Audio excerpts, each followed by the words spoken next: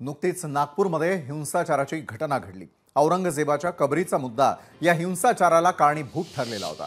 दोन गटात झालेल्या राड्यामुळे अनेक वाहनांचंही नुकसान झालं।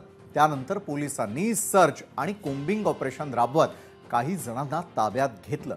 या घटनेमागचा मास्टर माइंड हा फहीम खान असल्याचं बोललं जात आहे। तो मायनॉरिटी डेमोक्रेटिक पार्टी या पक्षाचा नागपूर शहराध्यक्ष आहे। पोलिसांनी फहीम खानला अटक करत त्याच्यावर देशद्रोहाचा गुन्हा दाखल केला। मात्र या प्रकरणाला आता वेगळं वळण येताना दिसतंय, कारण भाजपचे नेते किरीट सोमय्या यांनी नागपुरामध्ये झालेल्या घटनेचं बांगलादेश कनेक्शन असू शकतं अशी शंका व्यक्त केलेली होती। आणि नागपुरातील हिंसाचाराआधी ज्या काही पोस्ट सोशल मीडियावरती व्हायरल झाल्या होत्या त्या बांगलादेशातील सोशल मीडिया अकाउंट्सवरून व्हायरल करण्यात आल्याचा दावा देखील सोमय्यांनी केलाय। त्यांची प्रतिक्रिया पाहूया। नागपूर हिंसाचारा मागचा जो पहिला जो सोशल मीडिया मेसेज हा बांगलादेश मधून आला होता। मी नागपूरच्या पोलीस कमिशनरशी बोललो, आज सकाळी मालेगाव पोलिसांशी बोललो। मी माननीय मुख्यमंत्रींना पण विनंती केली आहे की गरज पडली तर महाराष्ट्राने NIA आणि त्याचबरोबर दुसऱ्या एजन्सीची मदत घ्यावी आणि एक मोठं हे कांड महाराष्ट्रात अराजकता साठी फहीम फॉर्म्युलाचा मालेगाव फॉर्म्युलाचा उपयोग। किरीट सोमय्या यांची प्रतिक्रिया तर आपण पाहिली। दरम्यान या संदर्भात त्यांनी नागपूर पोलीस आयुक्त डॉक्टर रवींद्र कुमार सिंघल यांना देखील पत्र लिहिलं। फहीम खानच्या बांगलादेशी कनेक्शनची चौकशी करण्यात यावी अशी मागणी आता सोमय्या यांनी केली आहे। त्यांनी लिहिलेल्या पत्रामध्ये नेमकं काय आहे ते अगदी सुरुवातीला आपण पाहणार आहोत। तर या पत्रामध्ये नेमकं काय नमूद करण्यात आलेलं त्यावरती आपण नजर टाकूयात। नागपूरमध्ये झालेली दंगल भडकवणारा मुख्य सूत्रधार हा फहीम खान असल्याचं दिसतं। फहीम खान याचा मालेगावमध्ये काही राजकीय, सामाजिक आणि मुस्लिम अतिरेकी संघटनेशी संपर्क असल्याचं कळतंय। तर मालेगावमध्ये मोठ्या प्रमाणात उशिरा जन्म प्रमाणपत्र घोटाळाही बाहेर आलेला आहे। शेकडो अपात्र घुसखोर बांगलादेशी लोकांनी यात खोटे दस्तावेज, कागदपत्र देऊन प्रमाणपत्र मिळवलं। तर या संदर्भात गुन्हा दाखल करण्यात आलेला आहे। आतापर्यंत 2 डझनहून अधिक लोकांची अटक झाली आहे। फहीम खान आणि मालेगावच्या या घोटाळ्याचे राजकीय आणि अतिरेकी संघटनेशी संबंध असल्याचीही चौकशी करावी।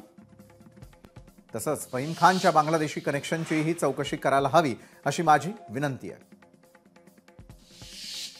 तर नागपूरच्या या घटनेमागं बांगलादेश कनेक्शन आहे की नाही हे लवकरच तपासातून तर समोर येईलच। मात्र गेल्या काही वर्षांपासून महाराष्ट्रामध्ये बांगलादेशी घुसखोरांचा मुद्दाही चर्चेला जातोय। अवैधरित्या आपल्या राज्यात घुसखोरी करणाऱ्यांविरोधात कारवाई तीव्र करण्यात आलेली आहे। तर आतापर्यंत राज्यात किती घुसखोरांवर कारवाई करण्यात आलेली आहे त्या आकडेवारीवरती आपण एक नजर टाकणार आहोत।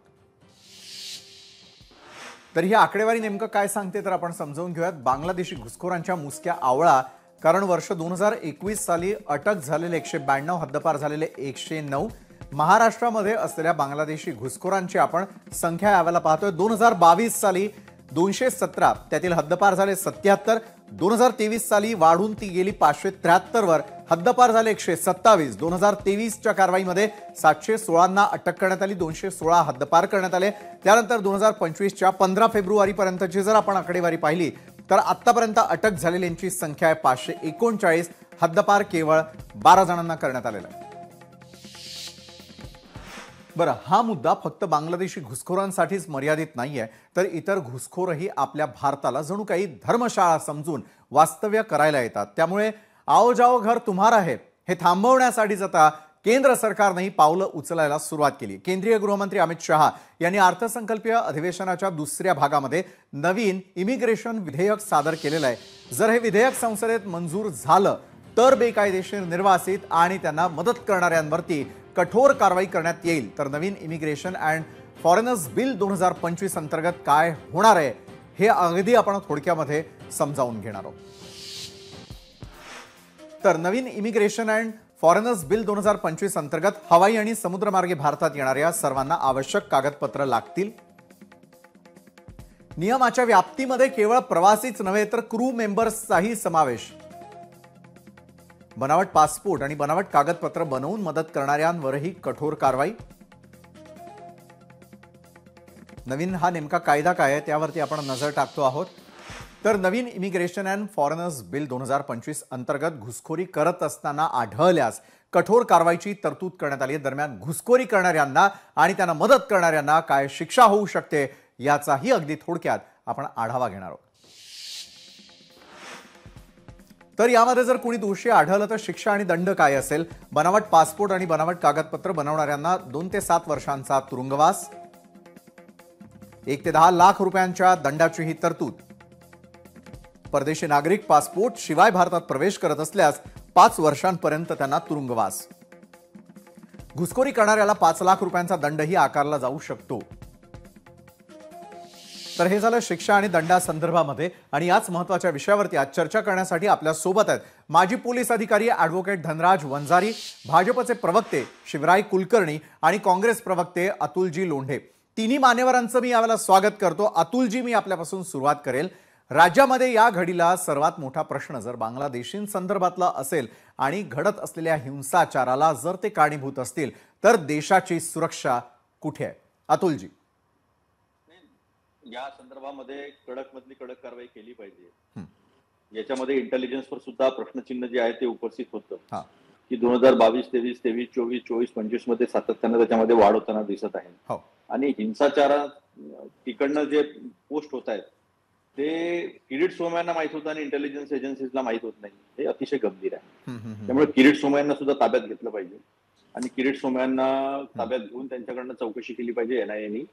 कारण एनआयए जी आहे ती सगळी टेररिस्ट ऑर्गनायझेशन ज्या आहे, ज्या बाहेरच्या देशांशी रिलेटेड आहे, तर त्यांना सोबत घेऊन त्यांच्याकडनं चौकशी केली पाहिजे. आणि इंटेलिजन्समध्ये जे फेल्युअर ठरले त्यांना नोकरीमधून बडतर्फ केलं पाहिजे. कारण ह्या गोष्टी कोणी सहन करू शकत नाही. आमच्या नागपूरमध्ये अशा पद्धतीच्या दंगली वगैरे याला अजिबात थारा नाहीये. अशा पद्धतीचं वातावरण नाही नागपूरमध्ये. मी विशाल काल परवा नागपूरला आलो. नागपूरला आलो असताना मी भालदारपुरा, गंजीपेठ या सगळ्या एरियामध्ये गेलो. हंसापुरी, महाल, कोठी रोड, कारण माझं बालपण या भागामध्ये गेलेलं आहे. हिंदू मुस्लिम आजूबाजूला राहतात, असं काही सेग्रिगेटेड नाही. मोमीनपुरा सेग्रिगेटेड आहे.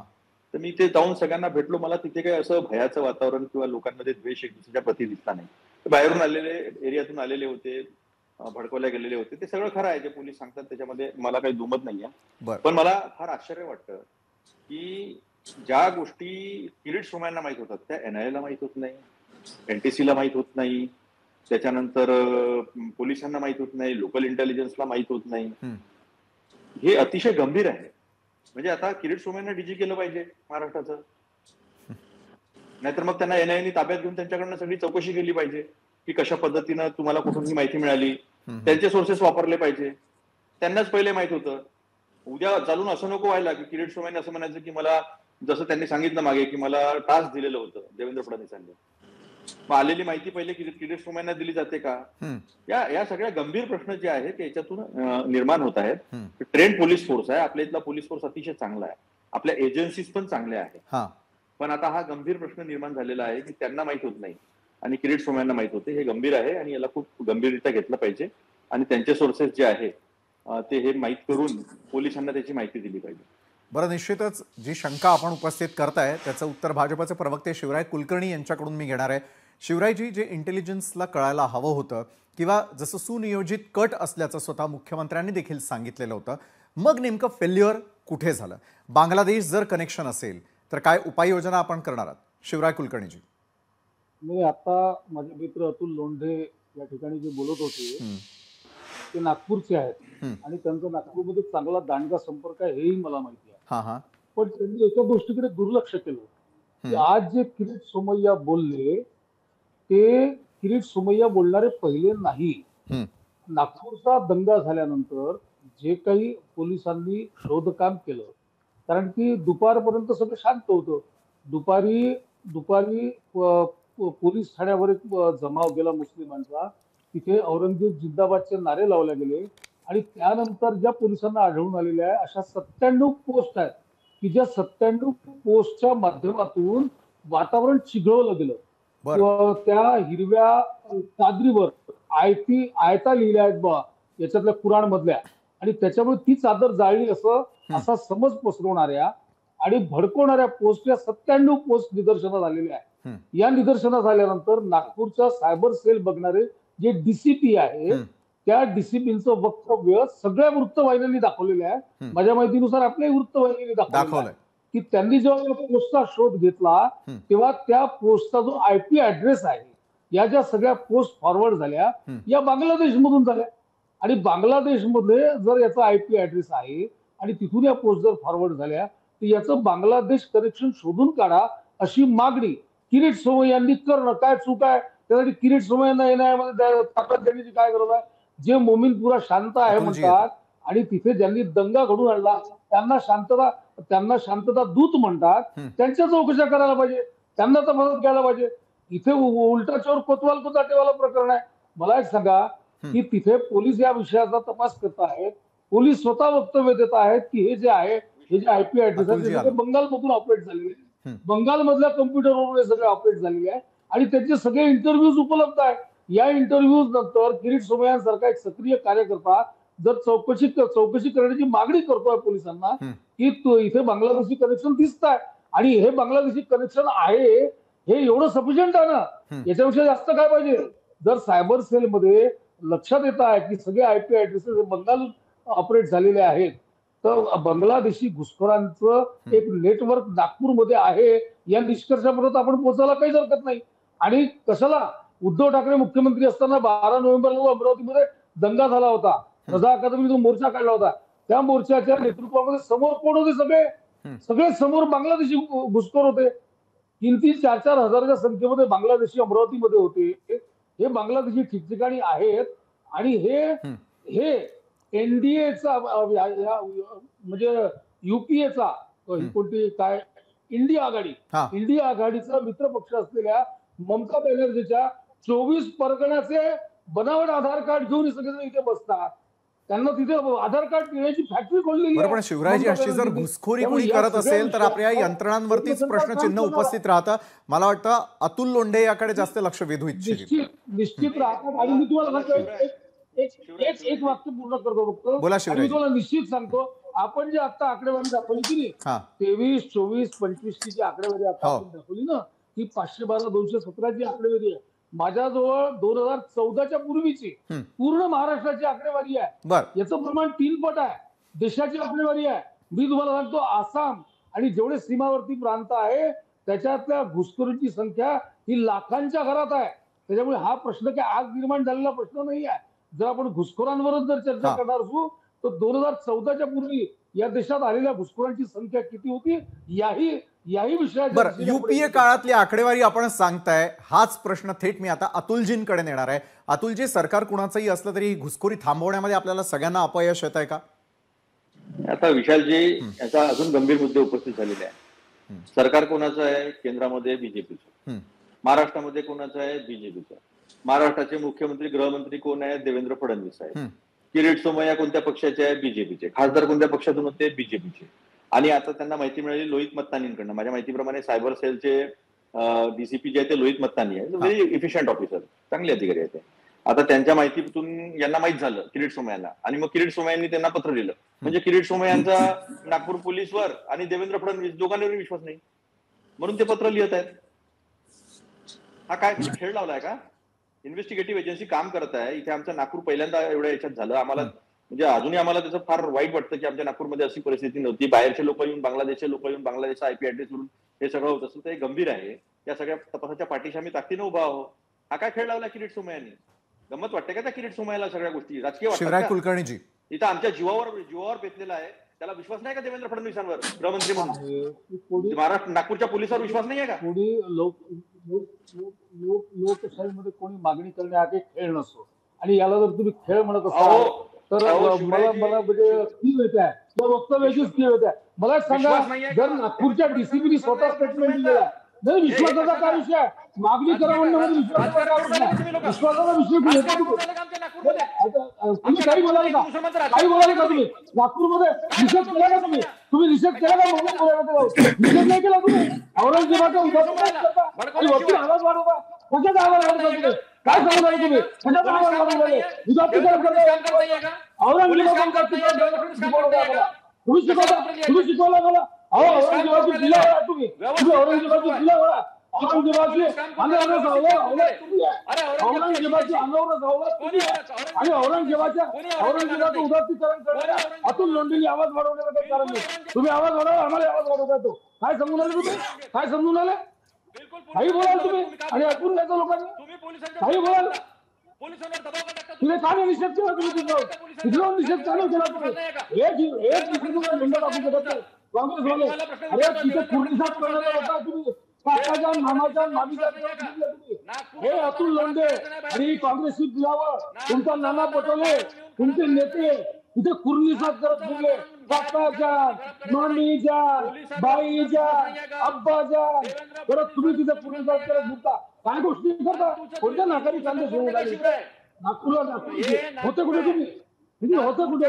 बरं, दोन्ही प्रवक्त्यांना मी थोडी विनंती करतो यावेळेला, या मुद्द्यावरती तर आपण बोलूच, मात्र शिवरायजी अगदी थोडक्यात, मला अतुलजींनाही पुढे फ्री करायचंय. शिवरायजी, नवीन इमिग्रेशन अँड फॉरेनर्स बिल 2025 आल्यानंतर ही घुसखोरी थांबवणं खरोखर शक्य होईल का? मला एक सांगा, याच्याने कितपत फायदा हा देशाच्या सुरक्षेसाठी होणार आहे? कोरटकरला पकडू शकत नाही, राहुल सोलापूरकरला पकडू शकत नाही. 2014 नंतर या देशातल्या घुसखोरांवर, औरंगजेब यांचा नेता आहे, आमचा नाही आहे. आमचे नेते छत्रपती शिवाजी महाराज घुसखोरांवर बिलकुल अतुलजी ऐकून घ्या. अम्मी जान अब्बा जान करत तुम्ही फिरलात तिथे मोहल्ल्यांमध्ये, किंवा तुम्हाला हिंदूंची कळव नाही. काय मतांच्या गठ्ठ्यासाठी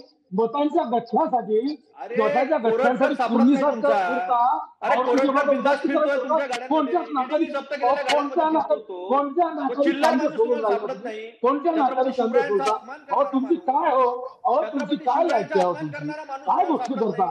कशाच्या गोष्टी बोलता तुम्ही? काय साला सगळ्या मुस्लिम लोकांमध्ये झेंडे घेऊन फिरता, मुस्लिमांमध्ये हात बांधून फिरता, हातावर फारसे बांधून फिरता, फिरता. तुम्ही काय सांगता? कशाच्या नागपूरच्या विशाल हे थांबणार आहे का?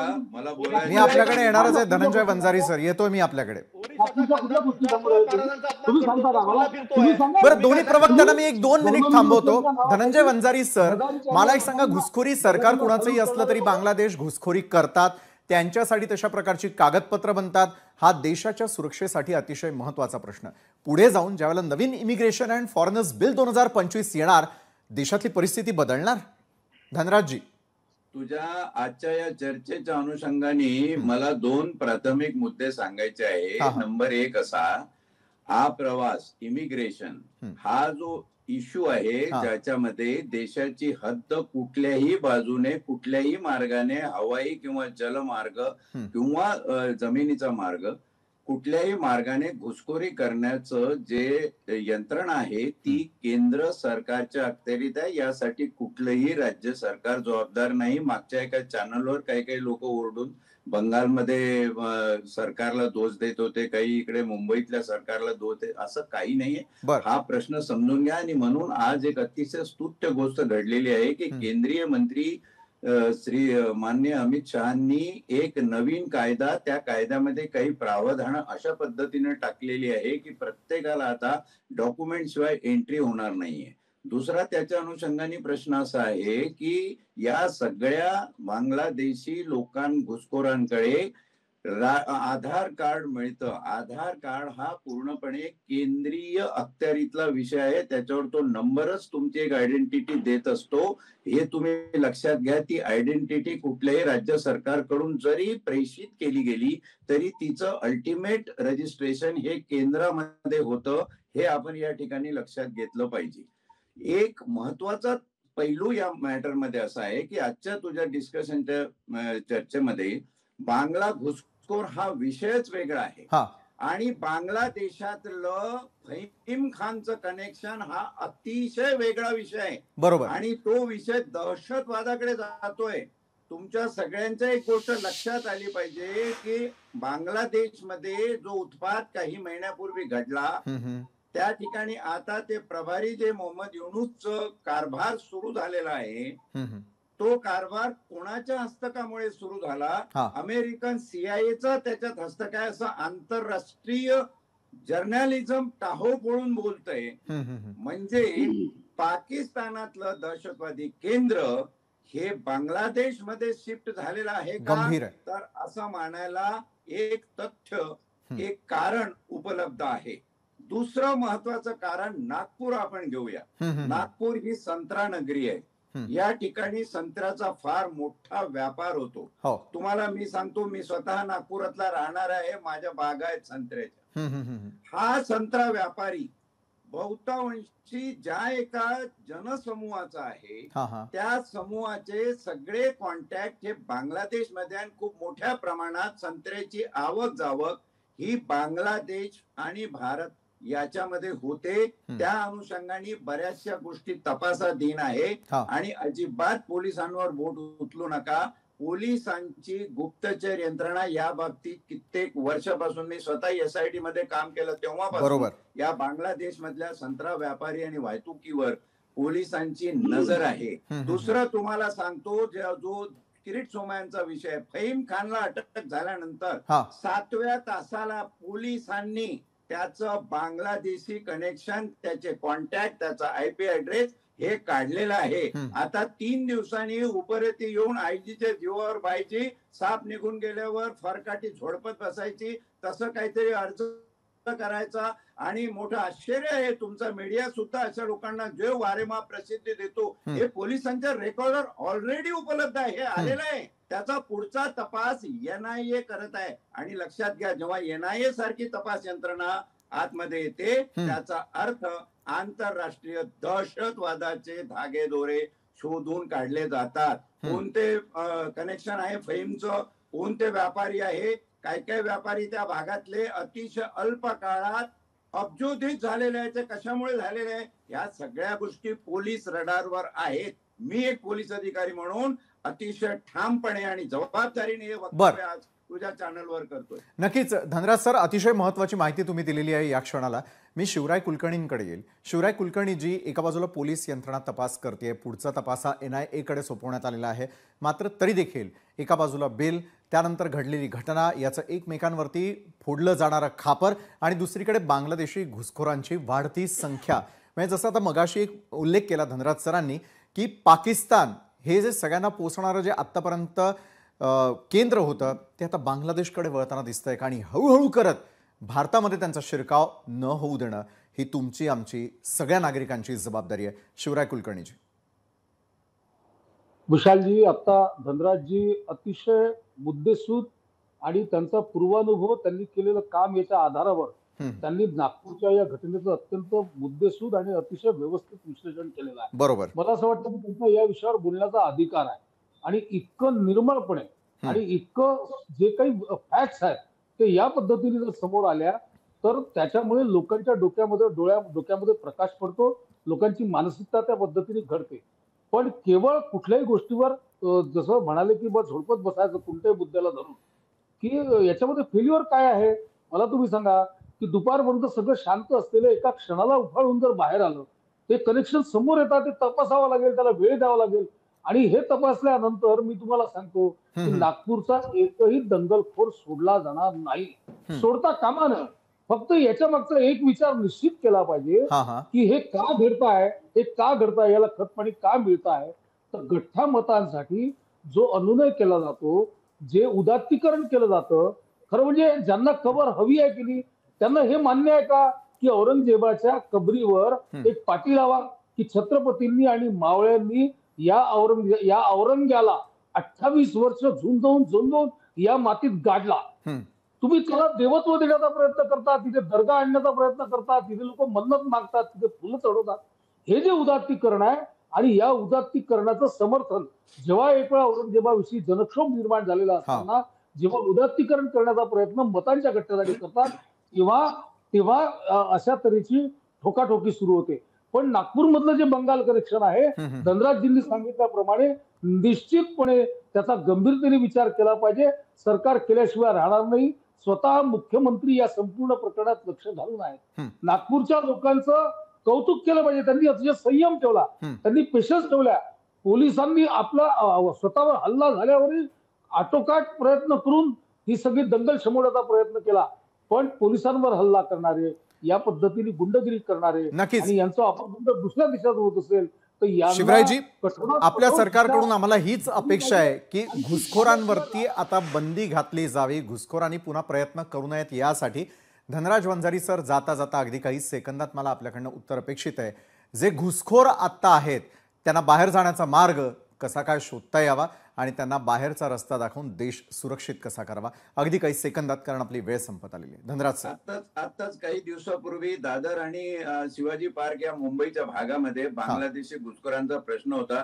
सगळ्या दोन्ही पोलीस स्टेशनच्या पोलीस अधिकाऱ्यांसमोर माझं भाषण झालं. तेव्हा मी सांगितलं, तुम्ही याची नीटोपाट नोंद करा, कोण कोण आहे, त्यांचे डॉक्युमेंट्स हे संशयित डॉक्युमेंट आहे, त्याचं पुनर्निर्धारण पुनर्व्हेरिफिकेशन करून घ्या, तरच हा कोण माणूस आहे आणि कसा घुसखोर आहे. तुम्हाला आश्चर्य वाटेल, पटेल तुमच्या चॅनलवर बोलताना मला हे सांगितलं पाहिजे की मुंबईमध्ये, तुम्ही नागपूरचं बोलता, मुंबईमध्ये जे बांगलादेशी घुसखोर आहे, जे हॉकर्स आहे, त्या हॉकरचं वर्षाचं ट्रान्झॅक्शन 2000 करोड आहे. आमच्या परमवीर सिंग जेव्हा कमिशनर होते तेव्हा त्यांनी दिलेला हा रिपोर्ट आहे. या लोकांनी अशा प्रकारे जर देश पोखरून घ्यायचं ठरवलं आणि आपल्या यंत्रणा आणि आमच्या तपासी यंत्रणा जर असं काम करत नसतील आणि जर काम करत असतील तरीही यांना कुठंतरी कोणत्याही पक्षाचं असो, मी काय कुठल्या पक्षाचं नाव घेण्यात स्वारस्य मानणार नाही, राजकीय पाठबळ मिळत असेल ते पैशासाठी यांना वापरले जात असतील. मला अनेक असे संत्रा व्यापारी माहित आहे त्या भागातले, ज्यांना राजकीय पाठबळ आहे, राजकीय नेते त्यांच्या घरी जाऊन उठबस करतात. हे सगळं ज्या दिवशी थांबेल ना, पॉलिटिकल विल, सगळ्यांचा निर्धार असावा आणि खरोखर राजकीय इच्छाशक्ती असावी. धन्यवाद धनराज वंजारी सर, धन्यवाद शिवराय कुलकर्णीजी आणि अतुल लोंढेजी, आपण आमच्या चर्चासत्रात जोडला गेलात त्यासाठी. घर का भेदी लंका ढाय अशी जी म्हण आहे ती मात्र प्रत्यक्षात उतरू नये यासाठी सगळ्या भारतीयांनी एकत्र येत बांगलादेशी जर घुसखोरी करत असतील तर त्यांना परतवून लावण्याचा मार्ग शोधणं अत्यंत आवश्यक आहे. लोकशाही मराठी ऐका, पहा, जागरूक रहा.